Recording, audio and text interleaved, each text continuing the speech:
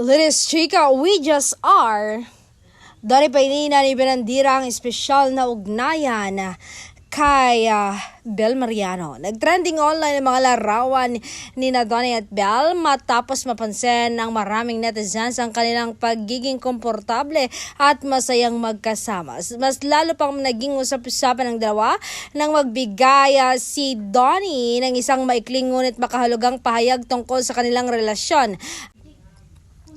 Ang simpleng linyang it's just is and we just are ay agad nagpa-curious sa maraming fans at netizens kung ano ba talaga ang estado ng kanilang samahan.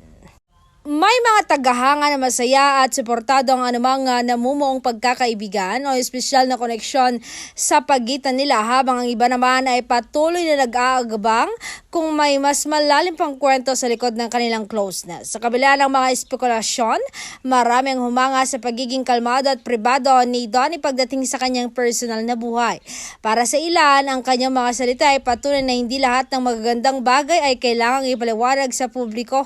Samantala, patuloy namang pinag-uusapan ng netizen ang mga sweet moments at interaction ng dalawa na lalong nagpapakilig sa kanilang supporters. Marami ang nagsasabing kitang-kitang respeto, pagiging komportable at magandang samahan ni Donnie at Bel sa bawat pagkakataong magkasama sila. Kayo, ano sa tingin nyo?